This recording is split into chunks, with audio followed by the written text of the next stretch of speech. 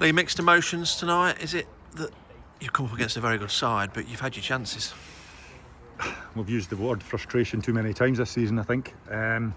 Listen, there was large spells of that game where we've had to batten down the hatches and really dig in, keep our shape, be resilient, which you expect against, in my opinion, one of the strongest teams in the league with the best defensive record in the league. But when you review that game, I can think off the top of my head 6, 7, maybe even 8 really, really good chances.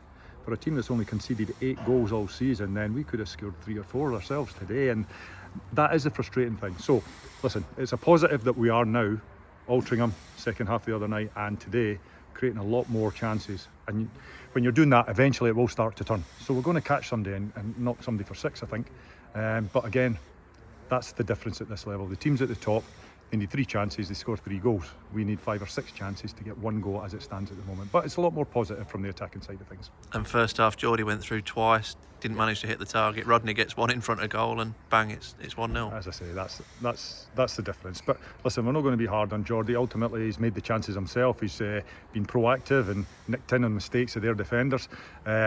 He's as frustrated as anybody. I think he's beaten himself up, the penalty the other night and those 2 opportunities. And I think the fact that it was still 0-0 at that point, I think in this league the first goal is so crucial for many results.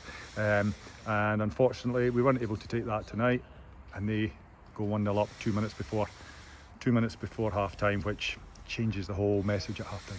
And the fine margin's no more applicable than at 2-1. Zach Mills hits the bar, and a minute later it's 3-1. Yeah, exactly. And I think sort of been sucker punched a couple of times like that this season in relation to having an opportunity, and then, well, should have went 1-0 up at Altrincham, and then 2 minutes later we give the penalty away. They end up going 1-0 up. Yeah, very frustrating. We showed really good resilience. I think they were on the rack a little bit for a few minutes, and unfortunately that third goal really popped our balloon, and it was sort of game over at that point.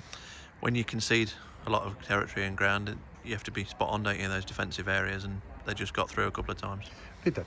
And that's the quality. That's the difference. I think the finances in this league can be quite big differences, and that's where the real quality and the difference comes. As I say, we need 6, 7 chances. We got 1 goal. They need 3, 4 chances, and they end up with 3 finishes. And that's the quality that they do possess, and that's the reason that they are at the top of the league.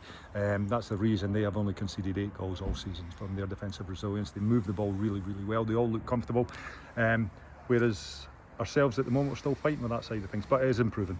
And does it probably emphasise that, and add to the frustration, that you need to take something from the likes of Altrincham, where you play so well, and miss the chances? Because when you play Rochdale, probably, I don't know, 8, 9 times out of 10, you're probably not going to win the game, so you need to capitalise on the more winnable ones. Yeah, no, absolutely. And I think our next game, Woking, is one of those that you probably aim to try and get something from as well. We've just talked in there. We believe that we've got a group of players that can break into that top half. We've had 2 or 3 opportunities, which unfortunately we've not taken already this season. But we believe, and for large spells of that game against if not the best team in the league at the moment, we had them on the rack. So we've got to take the belief and the positivity from that, and go into, as you say, the Altrincham games, the Truros, where we've let ourselves down a little bit, the Morecambe, teams like that, where we were soundly beaten, and that's the unfortunate thing. Our next game's against Woking, possibly one of the teams that we and ourselves will have ambitions of winning. I'm sure Woking will have the same. How are you injury-wise? You had a Fogarty was missing today. Sloggett was past fit but didn't make half time. Is it just a case of nursing him through this next week? Yeah, there was a bit of a gamble with Sloggett. He turned up this morning, felt fine and went for it, but he's had this tight hamstring over the last week, but came in really mentally strong in relation to, I'm ready to go.